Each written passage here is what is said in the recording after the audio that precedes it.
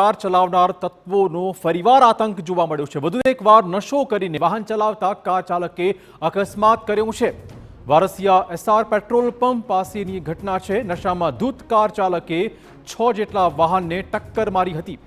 Car ચાલકે રિક્ષા, tempo અને બાઇકને ટક્કર મારી છે। અકસ્માતમાં એક વૃદ્ધાને સામાન્ય ઈજા પહોંચી હોવાના સમાચાર। ચિક્કાર પીધેલા કાર ચાલકને લોકોએ છેવટે પકડી પાડ્યો હતો। કારમાંથી વિદેશી દારૂની બોટલ મળી આવી છે।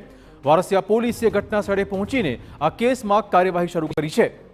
તો વધુ એક વખત નબીરો બેફામ બન્યો હોવાના દ્રશ્યો સામે આવ્યા છે। વધુ વાત કરવા જોડાશે અમારા સંવાદદાતા અંજલિ, શું છે આખી વિગતો? બિલકુલ, વડોદરા શહેરમાં દિવસે ને દિવસે નશાની હાલતમાં અકસ્માતના બનાવો વધી રહ્યા છે। તેવામાં વધુ એક વખત ખોડિયારનગર નજીક જે મેયરનું ઘર છે, પિંકી સોનીના ઘર, તેની બહાર જ આ પ્રકારની ઘટના સામે આવી છે।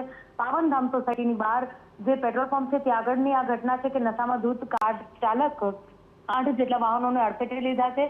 જોકે સદનસીબે કોઈ પણની જાનહાનિ થઈ નથી। ઉલ્લેખનીય છે કે જે રીતે વાહન ચાલક કાર લઈને નીકળતો હતો, સ્થાનિકોનું કહેવું છે કે ખૂબ જ સ્પીડમાં આ વાહન ચાલક જઈ રહ્યો હતો। સાથે સાથે જે રીતે વાહનોને અડફેટે લીધા છે, અંદાજિત 8 જેટલા વાહનોને અડફેટે લેવામાં આવ્યા છે, પરંતુ એક વૃદ્ધાને સામાન્ય ઈજાઓ પહોંચી છે। આ સિવાય કોઈ પણ પ્રકારની મોટી જાનહાનિ થઈ નથી, પરંતુ જે વાહન ચાલક છે તેની કારમાંથી દારૂની બોટલો પણ મળી આવી છે। વિદેશી દારૂની બોટલ મળી આવતા અનેક તર્ક વિતર્ક શરૂ થયા છે। ઉલ્લેખનીય છે કે વારસિયા પોલીસે ઘટનાની જાણ થતાં સ્થળ પર પહોંચી હતી અને વધારાની તપાસ શરૂ કરી છે।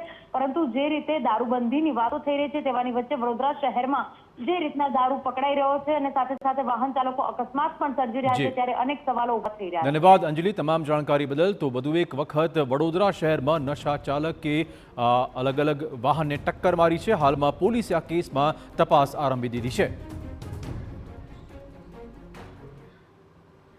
અને હવે